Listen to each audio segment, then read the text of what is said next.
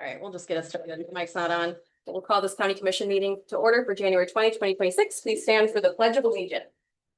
The Pledge of Allegiance To the flag of the United States of America and to the republic for which it stands, one nation, under God, indivisible, with liberty and justice for all.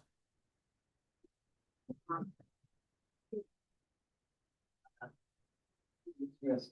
Sorry about that. No, my fault. Two.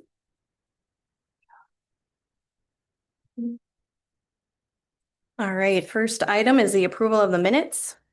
So move. Second. First and a second, all those in favor of the motion, please say aye. Aye. Motion passed unanimously.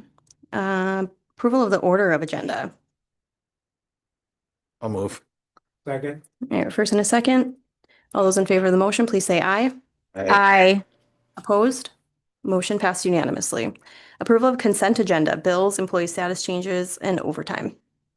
I'll move approval, but I want to pull page number 56. Page 56. Everything else, I'll move approval though. I'll second. All right. We have a first and a second. All those in favor of the motion, please say aye. Aye. Opposed? Motion passed unanimously. All right. Mr. Bierke, did you? Okay, and page 50, same thing as last time. I'm not in the mood, don't want to hire new people, add staff. Disagree with it at the budget time, so I'll remain consistent. So one of you guys need to make motion second, but I'll be voting no because don't think we should be adding people. Thank you. I'll second. All right. We have a first and a second. Is there any other I thought you did. I thought you just seconded. Oh, I thought you made a motion. No, I'm not gonna make a move. No. Why not?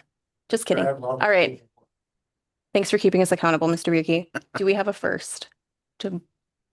Madam Chair, move that approval.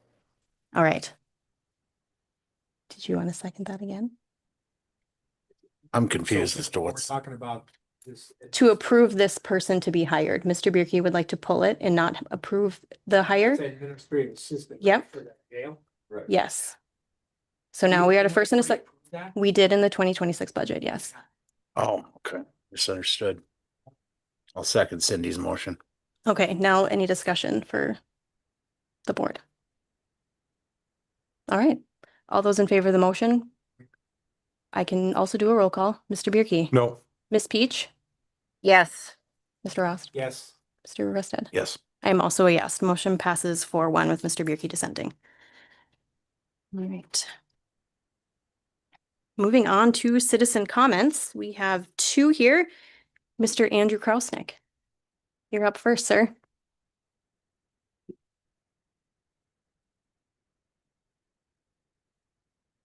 Press the button for the mic. Yep. Okay, all right. All right, thanks for having me. I'm here to primarily talk about Mayor Buczynski's proposal for the policy revision when it comes to approving tax incentives longer than 5 years, when your commission and the school board have a say in the process and approval. I'm representing quite a large group of Grand Forks County taxpayers. We also have some related questions we'd like to ask, and we're hoping for public, transparent answers. I'll start with some of those. We would like to know why your commission flipped its vote for the last pilot from a 5-0 vote to decline participation to a 3-2 approval to participate. With no changes to the proposal from one meeting to the next and no new information made available that wasn't already available, why did you change your vote? Commissioners Hagan, Rost, and Peach. Why with this last approval did you disregard the factor of competition with Bob Cowger and other multifamily rental property owners? Those who are going to have to unfairly compete with the complex that only pays 10% of their full share of taxes, while they continue to pay their full share. Why with the reserve by Northridge, which was the project before Brookstone, did you not outright reject the incentive? Due to its unfair competition with those same multifamily rental property owners, as well as the potential competition with my business and other amenity type business owners. Please publicly let us know if you will be a no vote on a tax incentive for the potential Ray Richards development. This project, again, like the others, will compete with existing multifamily rental property owners unfairly. And this one would be an all-out assault on my business with the indoor-outdoor nature of the proposed gamified driving range and indoor golf simulator offering. I'm all for the ability to compete, as I've said numerous times, but I'm absolutely opposed to the corruption of free market competition via these incentives. Can you make a stand this evening and say you will not support such incentives moving forward? What we'd like to see from your commission is a very clear policy on tax incentives moving forward. We urge you to set a policy that states you will only consider primary sector businesses for any further tax incentives. If you haven't read the entirety of NDCC 4057.1, where these tax incentives are derived from, and if you haven't read through the 1994 legislative special session minutes, which is when the pilot portion was added, I urge you to do so. The intent was clear. These incentives were for primary sector additions to our community, job creators, businesses that create a new product, export that product out of state, and create new wealth for our community, and a Gristo, a Simplot, an LM. Those are the businesses these incentives are intended for. Incentivize A, and then B, C, and D will follow through private investment, housing, retail, services, and so on. We need to stop incentivizing A and B and C. There's no return for the county's taxpayers. I want to talk about a few projects and how irresponsible the approvals have been. Take Brookstone. We will have a net expense for that development, burdened by all of us taxpayers. And I'd be happy to discuss and debate why that is true, even though Mayor Buczynski and some others officials continue to say there are no new expenses. But their big push is to have millions in tax revenues at year 21 and beyond. Well, what if Brookstone is sold to the Grand Forks Housing Authority at year 21? Or what if Brookstone is sold to the Red River Community Housing Development or another housing nonprofit? Well, then it's tax exempt forever. What about Memorial Village, both Hislop and Fieldhouse? What if those properties are sold to UND by the owner at year 21? Well, then it's student housing with a no-profit mission, state-owned, and it's tax exempt also forever. The promise of millions in taxes coming in down the road isn't a promise that can be guaranteed. And during that 20 years, we're all covering the costs regardless. All of our property taxes have continued to rise. We haven't seen reductions. Regardless if you honor our request for the creation of a county policy regarding your qualifications for future approvals, at a minimum, we want to keep the approval and voting process as is. Sure, open up the LGAC process to all county commissioners and school board members. Have that as one large working session. Allow the developer to present it to the group at one time. But then if the mayor or the developer or Mr. Lund from the EDC or Mr. Phelan or Mr. Gosted from the city or the Chamber of Commerce or any of the rest of their crew wants to try and sell the county commission or school board further on the incentive, require them to show up at the meeting, fill out a comment card, participate like we all do in the citizen comments portion of those entities' meetings. Stop allowing the city and the developer to run your meetings. I see value in the LGAC allowing for all of you and the school board to participate in, but don't allow for your voting to take place in an environment like that. It won't streamline things for your constituents. It will only streamline things for the well-connected few. And most certainly, do not agree to limiting our ability to speak. Mayor Buczynski's proposal includes limiting each speaker to 3 minutes with an overall time limit of 1 hour. This is not sufficient to portray our concerns to two different entities of which have different responsibilities, different revenue sources, and different overall philosophies. And a 1 hour overall limit could completely disallow some from speaking at all. That's just not right. Thank you very much for your time. Thanks. All right. Mona Leek.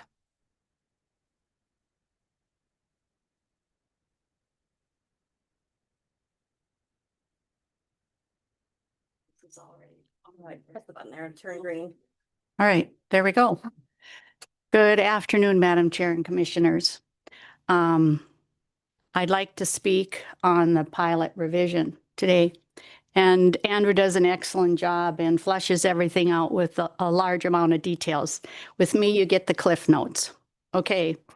As I watched the COW meeting last week with the proposed policy revision, my takeaway was overkill and power grab by the city. I have 5 quick points. We certainly don't need another consultant. This city has spent way too much money on consultant. And with our restrictions on budgets right now, I think it would be foolish. Number 2, we don't need the chamber involved. For that matter, only the developer should make a presentation asking for the pilot, not a lineup of city officials, housing authorities, realtors, EDC, etc., making a command performance. Like what happened with the Brookstone pilot. when the city paraded a lineup of speakers that gave no new information. And you as commissioners, some of you flipped. Number 3, we don't need 2 meetings. One informational meeting could be beneficial. And as he was referring to, I know there's already a group meeting, and I forget the abbreviation for it, that's already been in process. Number 4, there should be adequate time for the public to ask questions and/or make a comment, because with this revision, the total amount of time a citizen can speak is being reduced dramatically. Number 5, and finally, each governing body should vote at their own respective meeting places. So there cannot be any further pressure put on each individual governing body. You all do different things.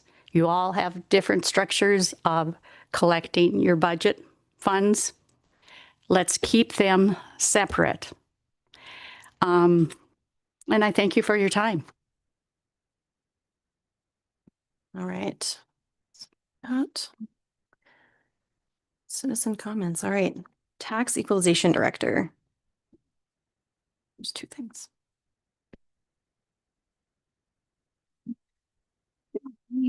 Madam Chair, members of the commission, I have 2 items for you today, one which needs action, the other does not.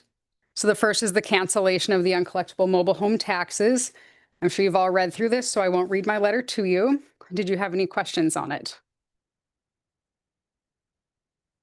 I'll move approval. All right, we have a first and a second. Is there any other discussion? All those in favor of the motion, please say aye. Aye. Opposed? Motion passed unanimously. The other item is just to let you guys know that we will be decreasing ag land values by 1% this year. We will end up approving all the values at county board in June. Very good. Thank you so Yep. much. Appreciate it. Right, County Engine, Mr. West. You up? Number 8, sorry, I skipped you. I was really excited to hear what you had to say. Sorry about that. Pay for performance. Pay for performance. Sorry. Yeah. Thanks, Madam Chair, Commissioners. For some time, the Commission's been discussing the potential of a employee review with a pay for performance system. And so I'll preface my report to you all as I'm not looking to dissuade or persuade the Commission in one way or the other. Just looking to provide the County Commission with more information and then looking for a dialogue among the board and then further direction to the staff to move forward. But I know that this was discussed during the last budget session, so I've been meeting with Ms. Wamstad and other staff about what this would look like if the board chose to go into a official or formal review with pay for performance. It's a very complex system, and going down such a road will require a very clear purpose and very clear alignment in moving forward. For a pay for performance system, we must define the purpose of the plan, the goals, and the strategy, and we're going to have to be consistent across all positions. Defining a pay for performance plan, we will want to outline measurable, consistent, and controllable metrics, and it will need to be very objective, very transparent. What I've found, what a pay for performance plan must also include will be clear performance distinctions. So same criteria for all. The system will lose credibility if we do not do so. Reward differences, pay differences will need to be large enough to matter or be significant or credible for the criteria and the review process. Forced distributions, unless justified, those will damage the morale and the teamwork. So what I mean by forced distributions is in some public sector organizations, when they go with reviews tied to pay for performance, some managers will be directed no more than 3%. So you could have a very stellar employee and you could have an average employee, but the stellar will only get 3% because that's what the directive has been told. And unfortunately, you see that once in a while, more so for public sector budgeting and budgets. So forced distributions. Of course, legal compliance. In my discussions with Ms. Wamstad, internal equity. So similar roles must be evaluated consistently across all departments. External competitiveness, the pay must be competitive across markets. And that's been a discussion as well among the board and administration about current pay and the pay plan. We'll have to address bias mitigation. So in other words, before implementing such a plan, if we go down this road, ensuring that all managers that will be conducting reviews and pay for performance criteria has adequate training. And we will need to be auditing outcomes for different impacts. So we'll need to set up internal audits to make sure that the process is being transparent, being consistent, being fairly applied. So that'll wind up, of course, going to the Human Resources Office to be doing those internal audits each year after pay for performance reviews are implemented. We will need to be very, very specific in complying with labor laws because we're a public sector. So we have to be mindful of that. As far as the incentives, we're going to need to focus on measurable service outcomes. So unlike the private sector, we can't be giving incentive pay or pay for performance pay on how many mortgages you close a month, how many car loans you close a month, how many sales you had each quarter. We'll have to make them measurable service outcomes. So punctuality, quality of work, communication, compliance with county policies, Century Code, and stewardship of course, public county assets. The performance decisions will need to withstand public scrutiny, audits, grievances, and probably most importantly, public records requests. And I know this is very important with the state's attorney's office and the sheriff's office because you'll be able to pull staff performance reports and how they do. Another criteria that the commission will need to consider in its discussion is fiscal sustainability, as it's essential. And it's going to need to fit within the county's budget. How? Obviously, that'll be, if we go down this route, something Ms. Morstead and I will need to figure out. But when it comes to limited resources and budgeting, how will we budget for pay for performance, whether that's caps, which I just alluded to a minute ago, whether that's one-time incentives, which I believe the county did that before my time and it didn't work very well. So the county went away from it. And then of course, if we do any kind of limits, transparency on how those limits are set for budgeting concerns. So based on that report and my conversations with Ms. Wamstad and Human Resources, and then based on the information in the memo that was in your packet, I'm recommending and asking the commission for a few things today. But specifically commission further discussion, which is clarifying the intent.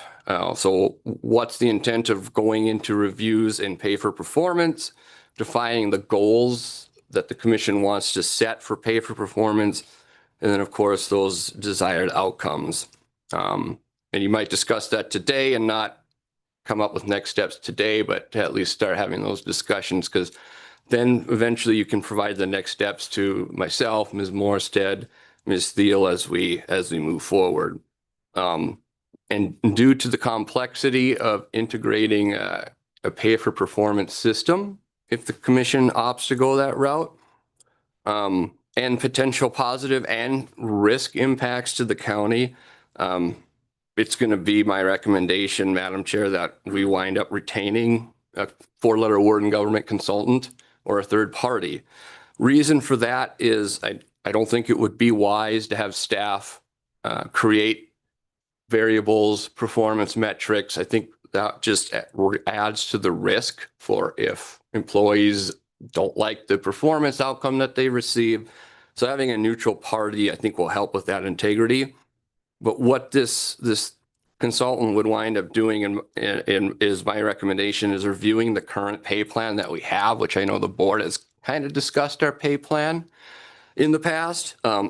My professional opinion is our current pay plan, the steps would not fit or support a pay for performance system moving forward. But also this third party would review our current policies, review Century Code, review labor laws to ensure that any future system is compliant. We're not out of compliance with any labor laws. It's equitable, fiscally responsible, and defensible. So, Madam Chair, with that, my intention is just to brief the board, see what the board would like to do, get some more staff direction, and go from there. I'll stand for any questions.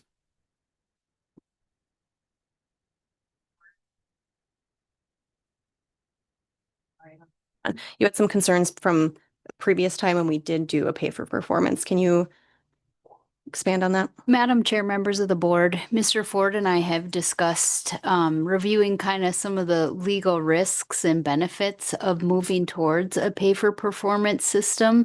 However, there are about 1 million different ways that you can do it. And so it's kind of difficult to make that risk and benefit assessment without kind of having a better idea of what the board is looking at moving towards. What Mr. Ford was referring to, a prior plan prior to his employment here, very early in my employment with the county had a merit pay system. And I don't know if there was a specific policy, maybe Commissioner Rost might recall exactly the structure of that, but my recollection was that, at least in our department, one individual was selected for exceptional work each year to receive some sort of bump. I can't even recall how significant it was. And I think many years ago, the county chose to abolish that program. The specific reasons I'm not sure about. I wasn't part of that decision-making process. Madam Chair, I think it had to do with fairness. I don't think it was fair. I don't think I was in the position of sheriff at the time. So I was just one of the deputies, but I think the department heads felt that it really wasn't fair, and the employees felt that way too. So they just decided to abolish it. And that was consistent with my recollection as well. With that said, I just had the perspective of an employee. I wasn't in any position or at any table where decisions were made. Any other comments from the board on the pay for performance topic? Well, before I go into detail, I'm for it, but if 3 of you don't, say something now. Otherwise, we're gonna just create a bunch of work and waste a bunch of money. So if there are 3 people, 3 commissioners who are dead set, I mean, I'll give if we're gonna go, but if we're not going to do this, if you know you won't vote this way, that's not wasting money. But I want to look into it, but shockingly, I've been known to lose a few 6-1, 4-1 votes. So you 3 people, between the other of you 4, where 3 you at? Because I know where I'm at. But I don't want to hire a consultant or spend all this money so we can take it to the shredder. Yeah. But I don't understand why it has to be so complex. I mean, it almost speaks to the ineffectiveness of government just in general.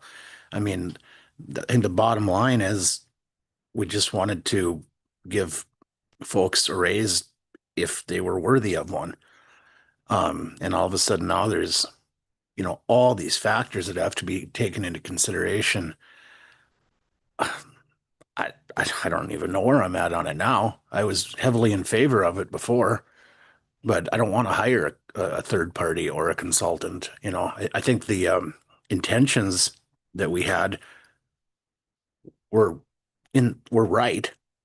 I don't think, probably I can speak for all of us. I would assume that we did not realize it would be that much of a climb to just make a small policy decision like that. yeah, go ahead. Oh, Madam Chair, Commissioner Rusted, fair point. As looking into it, it's not as simple as just declaring a new policy and saying moving forward, we'll do annual reviews. We have to ensure that we are, as a public sector, Ms. Walmstead could articulate this much better. It's just different for public employees versus private employees. There's much more. There's wage and hour laws. There's Department of Labor standards. There's, as you're going to find out talking about Commissioner Bierke's COLA in a minute, there's Century Code definitions. So it's really not as simple as just making a motion, saying a second, and then saying put it into place. There's a lot to take into consideration before we implement the plan. That's why I'm here today, sir, is to give you an update, because it's really up to the commission to keep pursuing. And if so, as the administrator, I want to make sure it gets implemented correctly and right. I mean, okay, I appreciate your presentation and Ms. Wamstead's advice. I mean, it's just a Molotov cocktail of bureaucracy that I didn't see coming. So I don't know if I'm ready to say I'm in favor or not right now. And I know Mr. Bierke would like 3 people to, yes, if I had to lean one direction, I guess I'd lean towards pay for performance, but it's like 51-49. Yeah. Because of all the other problems leading up to that and possible costs, it might be a net loss for the county. So I'm gonna have to let the hamster run through the wheel a little more on this one. Grease your wheel a little bit. Okay, well, out of you four, Commissioner three, Bierke? here's where I'm at. We should be not doing yearly performance review. I worked at a job for a long time. We didn't do performance reviews, which to this day, I still can't believe that people work at a job and they don't get feedback on their job. It's unbelievable to me. I'd rather give more money to people who are working harder than people who have just been here longer and are still breathing. As far as the budget, we could just set a number, whatever that number is, and it's not going to be whatever that number is, and make it fit. There's got to be other cities and counties that do this, so we don't have to reinvent the wheel. So I would definitely like us to look into it. So that's where I'm at. I think we should be rewarding people who work harder. I could say a lot of things about a previous job, but I won't. But I'm all about pay for performance, not pay for breathing. And I agree. I think we've had this conversation when I first got elected as pay for performance. I do a good job. You should be incentivized for it. But how does that translate into government is what I'm worried about. But anyway, Cindy, you had your hand raised. Yes, Madam Chair, would it be a possibility to bring this up to the program managers and see what their thoughts are as supervisors? And there are multiple supervisors in different departments, and see what kind of information they would share before we would move forward as a commission. Yes, Madam Chair, Commissioner Peach, we've been discussing this at department head meetings, probably the last 3 or 4 department head meetings now. As the last thing I want to do is surprise the department heads that this is being discussed or coming up. There's concerns from department heads. There are concerns being shared. There's some department heads that, quite frankly, don't have any concerns with moving forward.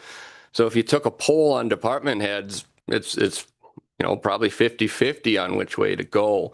Those that are concerned, it goes back to what I said earlier. It's making sure it's done ethically, equitably, consistently. There's concerns for favoritism. There's concerns for discrimination. There's concerns for wage and hour claims. And again, Ms. Wamstead can speak to this better than I can, but as a government entity, you get one disgruntled employee who doesn't like their raise, they can say, well, I'm discriminated against because of A, and B got this or C got that. So yeah, Ms. Peach, it's been discussed among department heads at the last few department head meetings. And Commissioner Bierke, we can, if the commission wants to implement it, I'm not saying we can't or won't. It just will take a lot more discussion, more direction, but I think the board should define exactly what the intention is and what the goals are of implementing a system, because then that helps the staff define it and implement it. I have visited with the Cass County Administrator. They do, and we need to be doing annual reviews. I should say that. We're going to do those. Tying to pay for performance is just a different animal. But that said, I did visit with the Cass County Administrator. They do pay for performance. They use their steps and grade system, but their grades and step systems is much different than ours. Essentially, if you're a tenured employee, you get 13 steps and you're done. Unless you get COLAs. With Cass County and how they do their step system, there's more opportunities to step up, which is another reason why you'd probably want to take a look at the current step system, right? I know at the University of North Dakota, they do pay for performance reviews. It's more kind of a merit, if you will. Here's the pool of money. Here's how much you have. Managers go figure it out in your reviews. So it's done in the public sector. And we don't have to reinvent the wheel, but it's not as easy as go make it happen and then we'll get it done in a month. I mean, I'm not opposed to taking another step and seeing what it would look like. I mean, what specific directives are you looking for us to give you? If the commission wants, Madam Chair, going down that road, taking the next step, I think would be looking at third parties who does this for a living and putting out an RFP to see who's out there and what it would entail. But we want the RFP to be pretty detailed because we want these vendors to know what they are responding to and what that proposed scope would be. But that would be my next step if the board wants to move forward, is put out an RFP for an entity that does this and then give us recommendations. Okay. Thoughts on an RFP to go forward with that?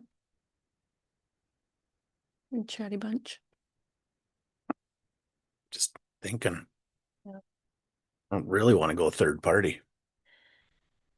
Yeah, that's the downside. I don't really want to spend a bunch of money to come up with this policy. So, but also I'm open to the conversation of doing it because could we make it work? Maybe. Ms. Wamstead, the one thing that keeps coming up is the open records with the pay for performance. Can you expand on that too? Yes, Madam Chair, members of the board, almost everything in the possession of a public entity is in open records unless it is deemed exempt or confidential under the law.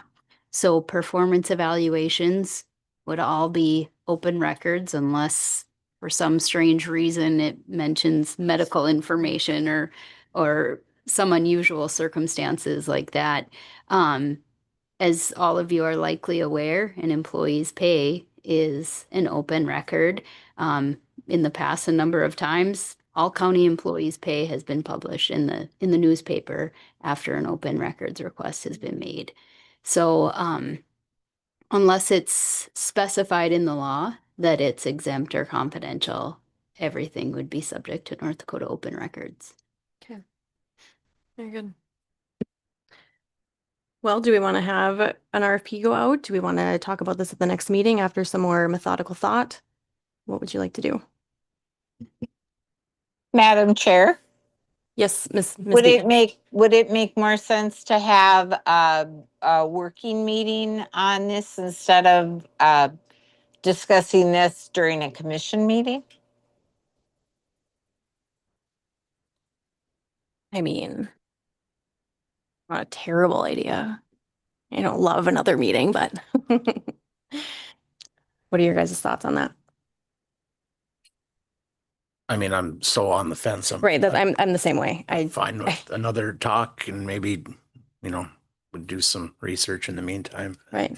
There is a resource here, right here in the room. How does the city handle it, Mr. Phelan?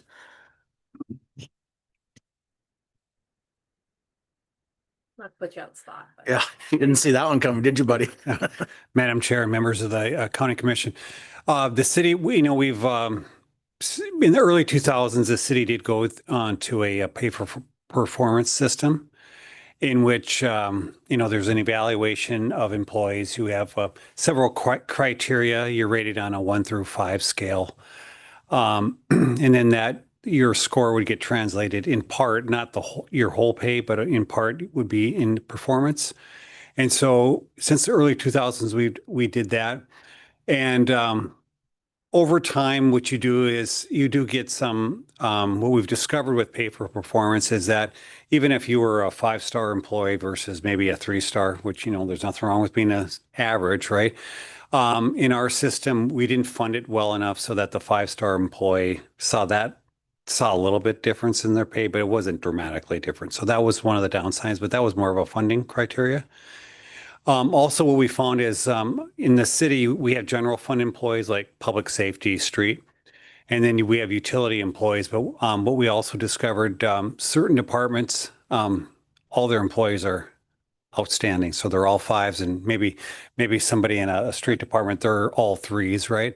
And so what we did as kind of migrating to a different pay, we went from, instead of having just one lump sum pool of money, and then we did it more on a per capita basis for each department. And so that even if you were all 5-star employees, you had your own pool of money and you weren't subtracting from other departments. So we learned that along the way. And now what we've migrated to is we still do performance evals, which I think performance evals are incredibly important for the record of all employees, good, bad, or otherwise. But we've gone through is instead of doing pay for performance, we do a more of a pass fail. And if you pass, then you get your grade step, your next step. So we've gone to that. That was some of the employees asked for that to be more of a pass fail. And if you pass, whatever that, based on your performance, whatever your score is, if you're above the line, then you do get your step. But at least everybody is over there. You still get the criticism of, well, I'm, a lot better than that employee. And we both got the steps, but we got the same thing in the other issues with our pay for performance. Maybe I got 15 cents, but the person that was so got 5 cents, and that's not much of a difference. So I think what you'll find with pay systems, you'll always get criticism on pay systems as part of it. But that's kind of our migration where we've gone to, and things translate over time. And I think so we're going to talk about the tax incentive policy. It's sometimes good just to modify some things and change some things. And, in a few years, you have to relook at it again and modify it again. So is longevity a part of the criteria at all? Longevity is not. The city of Grand Forks used to have longevity pay, in which if you were it was kind of a separate pay system. So if you were here from, 10 years, you got a little bit of a stipend per year. The city of Grand Forks did away with that several years ago. They grandfathered people in, but we no longer look at longevity as a performance or even as part of our pay anymore. The pass fail. So you have your performance review and then you're either pass or fail, or is there some sort of like check-in, like, hey, these are some things that you need to work on. If you show us that you work on those things, then you get a passing grade, or however. Yes. Your language. So what happens is we'll say we have a 5-point scale, and we'll set what that scale should be. So we'll say maybe like a 2.89 or something like that. That you got to get over that bar to get it. But if you fail, we'll say or you're unsatisfactory, you will not get a step. And most people that are in those situations, if they don't have one, they are under a kind of a performance plan to get themselves up to speed. And by the time you get to your performance evaluation, it shouldn't be a surprise that maybe you're going to be below the bar. And what we do in our system is, so you have supervisors that are evaluating employees and going through their performance evals. That goes all the way up to the department head who signs off, and then all of the performance evals go to the HR director. And in this case, that's Tangi Bovet for us. She does a final review and approval of those as somebody who's independent is reviewing it and approving those. There is an appeal process where employees can appeal if they think they were unfairly treated or not recognized on what they are. So it's a whole bureaucratic thing that you can do. But for the most part, things go relatively smoothly. Because I think similar to the county, we really have really good city employees, and I'm sure it's similar with the county employees. Is it too late to swap those two items? Because they got to get to a commissioner. Oh, I don't know, can we? Ask Ms. Wong. Ms. Wamsit, are we able to change or move the Mr. Bierke COLA and tax incentive, flip-flop them around so our colleagues at the city can get to their council meeting?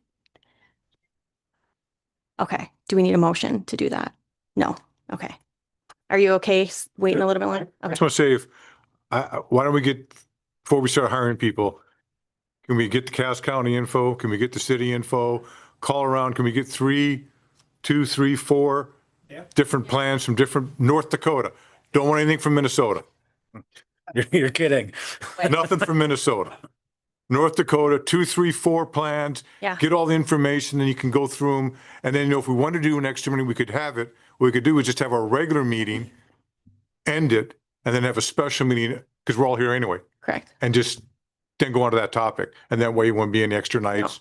Or, I mean, I don't care, but I'm just saying Right. it would save time because we're all here anyway. Right. No, I'd agree. I that was one of my thoughts. I would like to hear from Cass County and see here how that's been beneficial, if it's been more costly, if they've seen improvement on it. You know, if we're going to put some money into doing something like this, I'd want to make sure that there's some benefit not only to the county, but also to the employees as well. So is that a fair directive for you? Madam Chair, absolutely. I have most of that information, so it won't take long to compile. Very good. Okay, we'll do that and talk about it soon. So we're going to skip over Mr. Bierke for a moment and go to the tax incentive process. Yeah, Madam Chair, Commissioners, so what you have in your packets is a proposal to change the tax incentive pilot TIP process that has a term that goes beyond 5 years. So I will be brief, as I know our city partners need to get going. But what you have is a proposed process to deal with these types of tax incentive applications that require the school district and the county's participation. And it has relative steps to it. First step being the application intake. Essentially, the city's planning and community development reviews the tax incentive pre-application. The applications are shared with the affected local taxing entities. The city council authorization at this stage allows review to proceed only. It does not constitute an approval. And then the city consults with North Dakota Department of Commerce as required by state law. The next step, financial and legal review. It would call for an independent financial analysis and post-completion accountability review. They're conducted as applicable. Competitive industrial projects are exempt from the but-for test, but otherwise follow the same review process. Legal review is provided to ensure compliance with state and local requirements.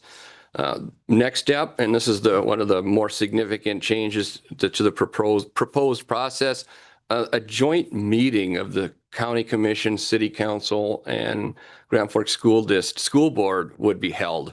The reason for that joint meeting to introduce the project and requested tax incentive. Typically, we've seen pilots review the financial impacts, identify the issues, questions, and conditions for consideration, and then allow for adequate time between the meetings for analysis, negotiation, and project refinement.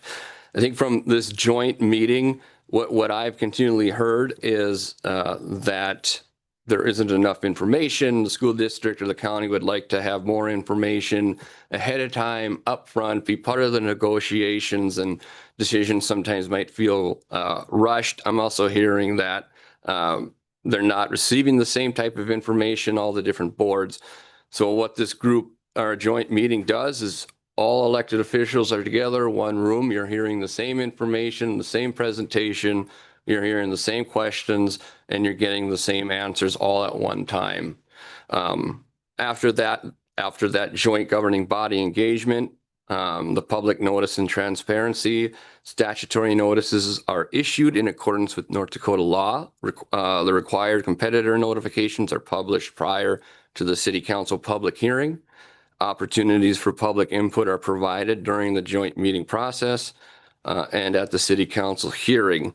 After all of that, you'll see then you would see a second combined joint governmental body meeting called approximately six weeks later after the first. The school board and the county would independently, at the same meeting, determine whether to participate in the pilot relative to respective budgets. And public input is received prior to these decisions. The final action, the city council would conduct a public hearing and make the final determination on the pilot or tax incentive request. So with this proposed process that's before you, it ensures a coordinated, transparent, and legally compliant review process, provides governing bodies with sufficient information to make informed decisions. You're getting all the same information at the same time, and establishes accountability and clarity for applicants and taxing entities. And I'll now defer to Chair Hagan as she's been working with Mayor Bochensky on this for anything she'd like to add, but that is the proposed process. I don't have any additional information. I think we all had a time to review this, so I'd like to hear what the board has to say about the opportunity for the joint meeting. Don't all rush to your mics. Madam Chair, I think it's a good idea that we all meet as a group. I think the information that we need sometimes is not shared between city, school board, and Grand Forks County. So I think it's imperative that we work as a group to look at all the issues to make an informed decision. So. I got a couple things, shockingly. I think the county should come up with our own policy on pilots. I'm not proposing right now, but just for example, we could say we're not going to do apartment buildings. We could say that we're not going to do anything except for the 5-year, what the city can do, or whatever. Those are just theories, whatever the county. But, you know, if we had our own policy, that would eliminate some confusion too. If we decided that this is what we're going to do. So that's something to discuss. The commissioners, I guess, could give input to Mr. Ford. Do we, you know, do you want to have a policy, a written policy on what we do or don't want to do? And if so, then what is that? Because then it would be clear in writing what we have. As far as the two combined meetings, number one, just make sure you have a big enough room. Going to be a lot of people at the tables and probably a fair amount of people in the audience. So it's not going to. I mean, you're probably going to have Bring food.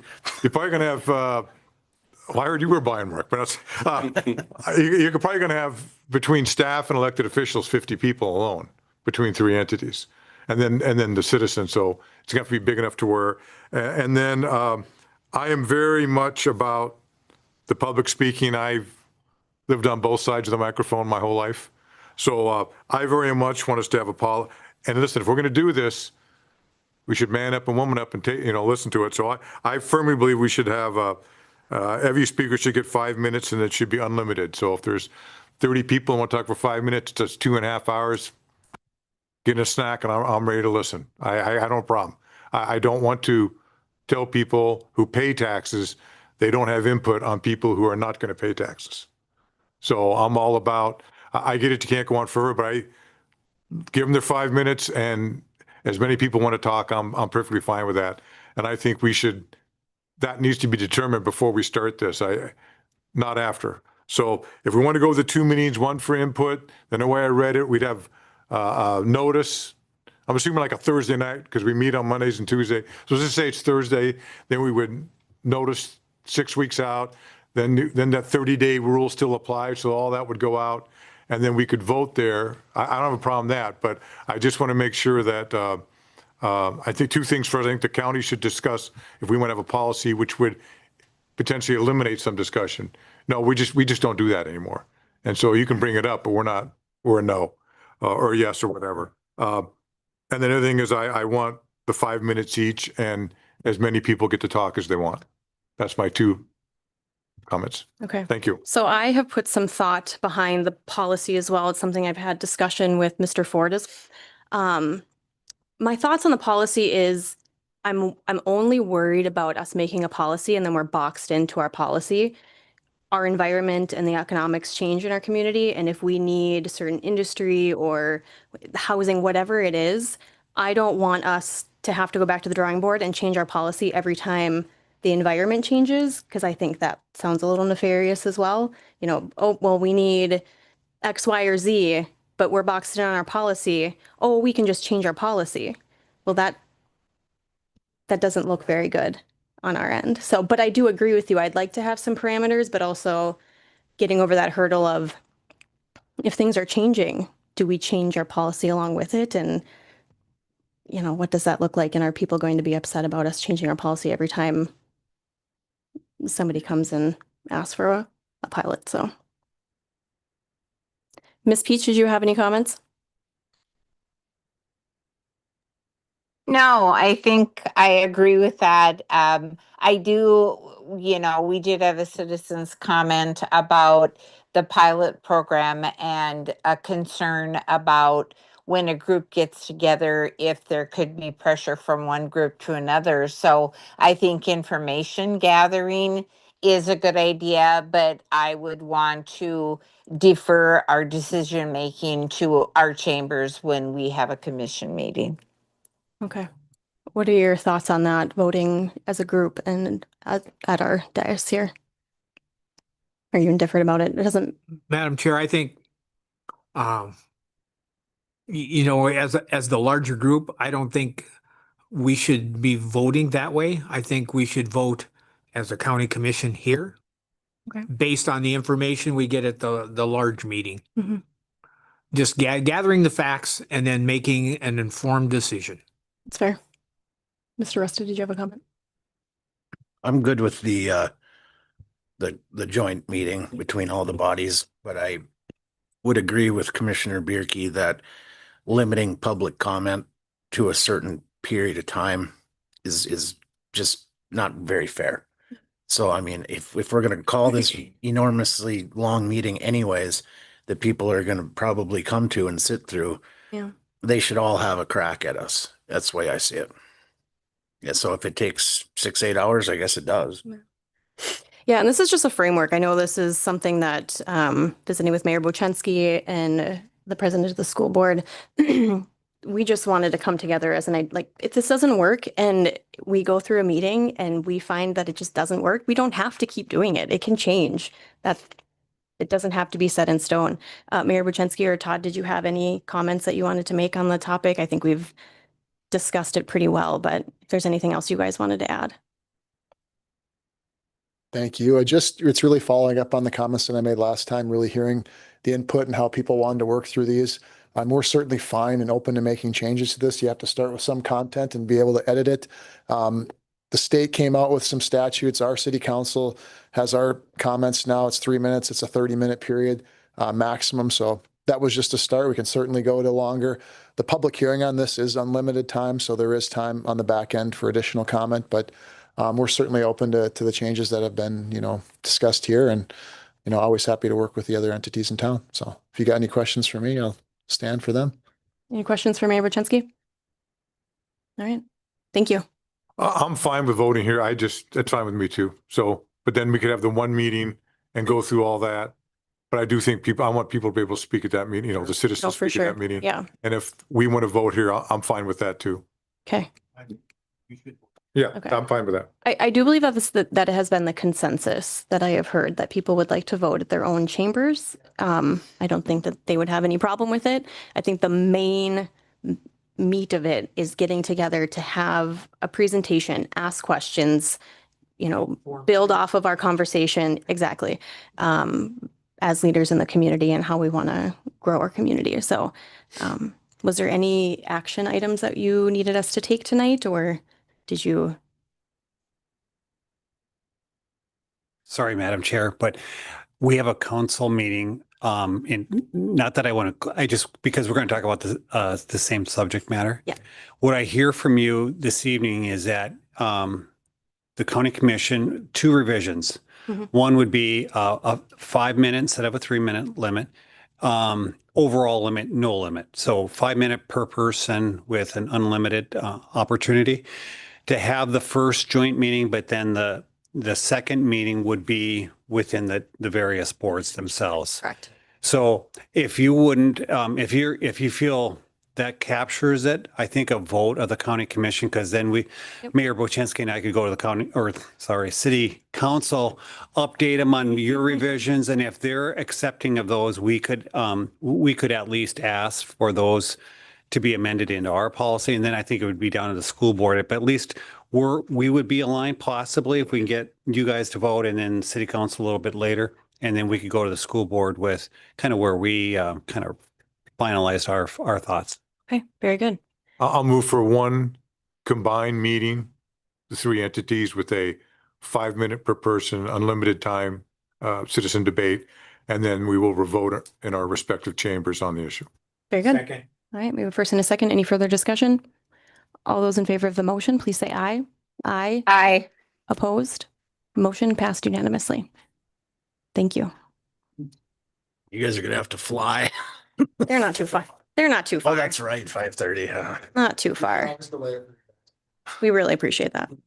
Just wait for the train to come. Oh, yeah, don't. It's usually about this time too, right at 5 o'clock when everyone's trying to get home. Oh, goodness. Thank you. Thanks, guys. Thank you. All right, next up, Commissioner Birkie-Kola. Okay, so I talked to the state's attorney, and this is just another example of government in action. I literally could potentially be charged with a crime if I don't take the raise. So it's you gotta love it. So what I'm gonna do is I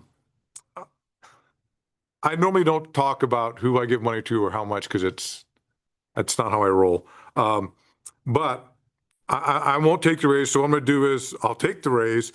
I'll take the taxes out of it. That'll give me a net. I'll figure that out.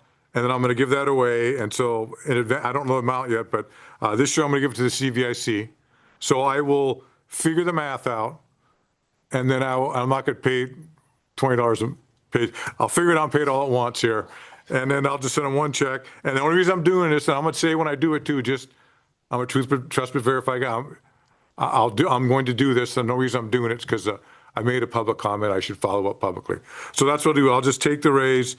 And after I figure out the taxes, I will give this year. I'm just going to give it the net, all of it, to the CVIC, and I'll make sure they get it.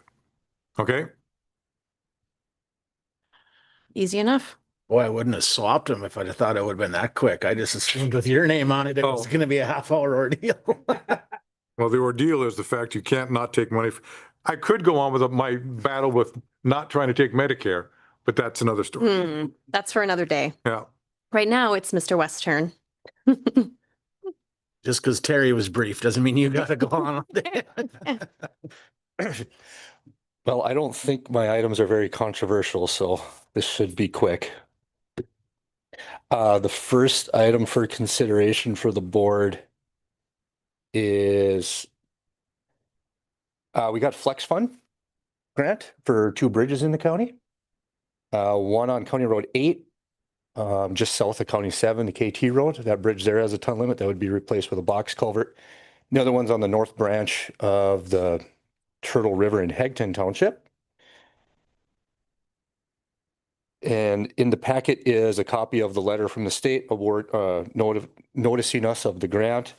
And then for the board's consideration would be an agreement addendum with KLJ to do the design and preliminary engineering for the board, which is county cost. The grant covers construction and construction engineering costs, which we knew that when we applied. Also, just for the board's awareness, part of the packet, there's the cost estimate for each one. The one in Hegton was estimated to cost up to 1.2 million. And the second one was on County Road 8 would be 748,000 total, and also a map of their locations throughout the county. For the board's awareness, we did hire KLJ last fall. They collected some field data out there, like wetland and archaeological and topographic survey. With that, it makes it possible to do the job this year. Otherwise, we'd be a year behind. But with that, I would recommend approval of the contract and stand for questions. I move approval of the contract. I second. All right, first and a second, any other discussion? All those in favor of the motion, please say aye. Aye. Opposed? Motion passed unanimously. Thank you. And we are appropriately budgeted for it, so. Good. The next one is an MOA, Memorandum of Understanding, with two of our bridges that will be replaced this summer. Just for the board's awareness, this one particular project has 6 structures on it. 2 of the replacement bridges are historic. They were put up for adoption. Nobody came forward at the time. So the MOA with the DOT and Federal Highway is that we're just allowed to demolish them. It'd be scrapped, move on, box culverts put in, the way we go. However, just for the board's awareness, after that notice in the paper was put out, we did have somebody come forward and say, yeah, I could use it. So we have it in the plans that the contractor will salvage it. And then that landowner is going to create the new abutments, set it on there, and then all we have to do is set it on there. So there is a little bit of money there for us. I'm going to say 5,000 or so, but we get to save the bridge. We are honoring the state's or the Federal Highway's intent of saving the bridge. The other curveball is after this project, and we have another project through the feds in the state next year, we will only have one of those bridges on our system in the county. And I don't know what to do with it quite yet, and we don't have a plan. It's on just a dirt trail, not really used much, but that is our goal. And if I'd stand for questions, if not, I would ask for chair's signature on the MOA. So moved. All right, first and a second, any other discussion? All those in favor of the motion, please say aye. Aye. Aye. Opposed? Motion passed unanimously. Thank you. The last one is just an update for the board. And I haven't done this enough, but last year we had an absolutely phenomenal year in our department where we were able to rehab or replace 20 structures in the county. I don't think we've ever hit that number before. It was just a whole bunch of things aligned where we were able to get things done with, we had good funding and the weather cooperated. Matter of fact, there was our first bridge, I think we did March 10th, I think is when we worked on it last year. Unbelievable. Usually we're still plowing snow, but all these things added up to just an amazing year. And I just want to share that with the board that we did really well that way. There's a map of where they're all located. And also this year, we're going to have a good year too. It's maybe not 20, but we might get close. We have 10 structures through the federal aid system. It's, yeah, just really good. So we're making good impact on it. So Well done, sir. yes. Yes. And thank you for saying that, because our team is really geared up to work on these bridges. John Cash does an amazing job with our crew, and we have a crew that likes working on them. They do a good job. We have the tools, like we have the excavator and the trailer, and the board's been able to give us the tools to work on it. And it's coming together into a nice program. I mean, there's some counties don't even have 20 bridges. That's how many we fixed last year. So I will say this, the only downside was we didn't replace as many smaller culverts as we normally do, because we were just going bridge after bridge after bridge. But hopefully this year we get back on track with that. But it was definitely worth it. Did a lot of good work. So I said Great job, Nick. any word yet back on the Thompson or Manville Road projects? Have you heard? Have you heard flex that? funds? Yeah. No, I haven't heard anything yet. Could you Commissioner. follow up on that? I will. Because I thought that we were supposed to have it weeks ago. Initially, when we applied, they thought the state DOT would have notifications out, and I thought they said November, and then it was December. And the last time I asked them was just before Christmas. They thought it'd be coming out here right about now. So Okay. let me ask again. Yeah, and just send an email. I think all it's just Because I'm getting people contact me about Mhm. both those projects, you know, because I told everybody we should know by now, but we don't. Yep. So we're still waiting on an answer from the state. Okay, Correct. Yep. thank you. Thanks, Nick. All right, Mr. Ford, back to you again. Yes, Madam Chair, thank you. 5 items for the board. They'll be quick. First one is the courthouse dome rehab project a certificate of substantial completion. It's been signed off by the architect and the project manager, so I'm just asking for board approval for chair's signature on the certificate of completion. So moved. Second. First and a second, any other discussion? All those in favor of the motion, please say aye. Aye. Opposed? Motion passed unanimously. Thank you. Next, I wanted to give you a quick update on the Tyler technology upgrade. The transferring and the upgrading is nearly complete. Ms. Halverson also can let me know if I'm incorrect on anything. Hopefully, possibly going live this week. Is that still the plan? Okay, excellent. Thank you. And then goal is to implement the human resources module still in April, or is that going to slip now? Okay. Excellent, thank you. And then once the human resources module is in place, we can begin implementing the timekeeping system, which will be the lengthiest portion, but it's moving forward. Next is unless there's questions, Madam Chair, on that, I'll move on.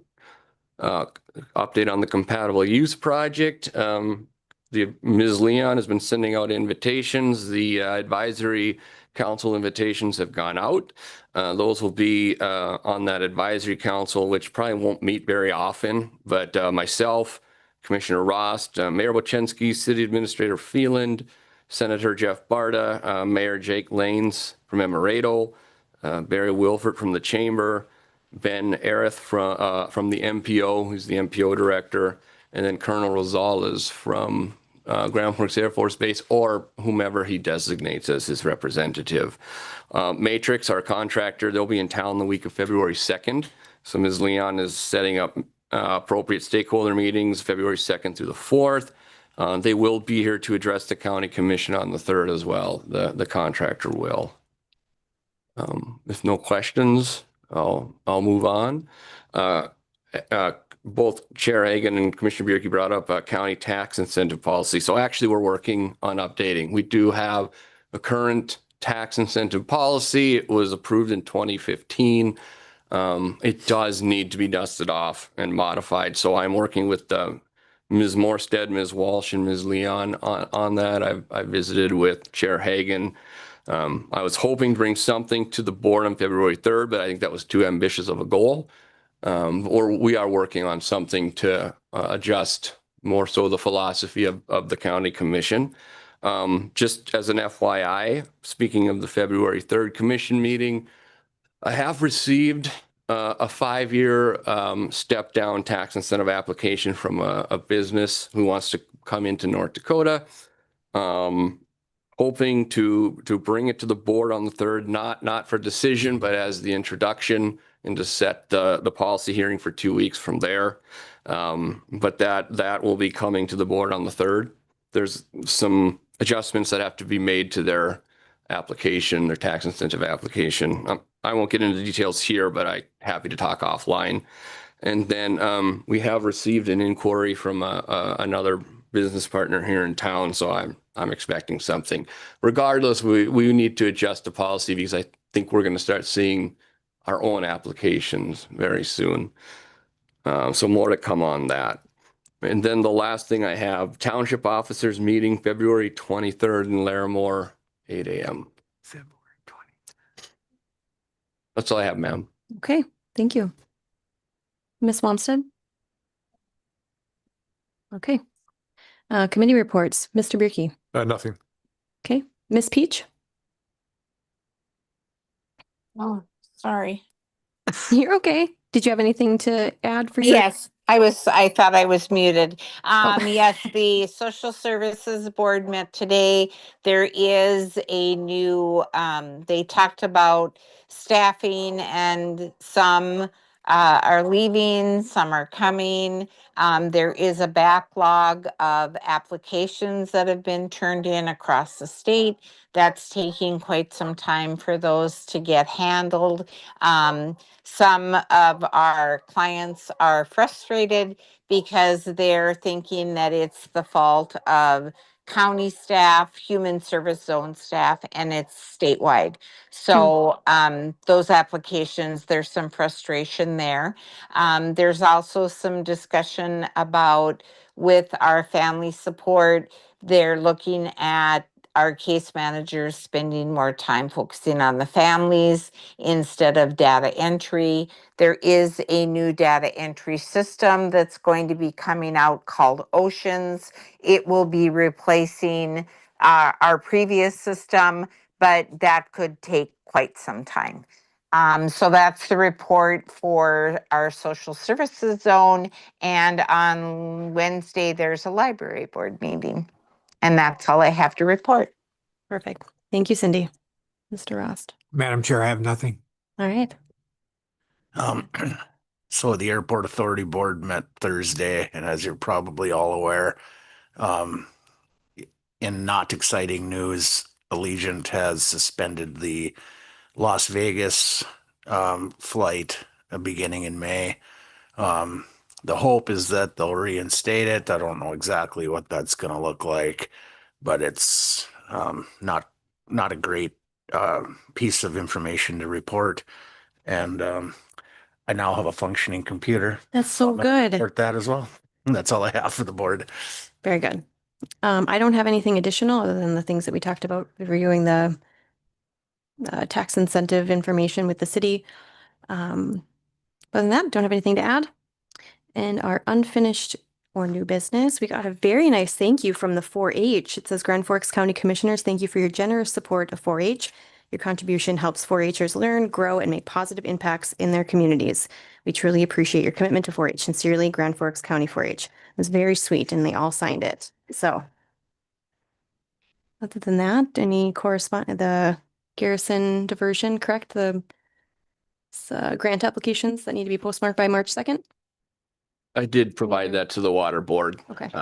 Madam Chair. Very good. Move adjourned. Very. Second. All those in favor of the motion, please say aye. Aye. We are adjourned.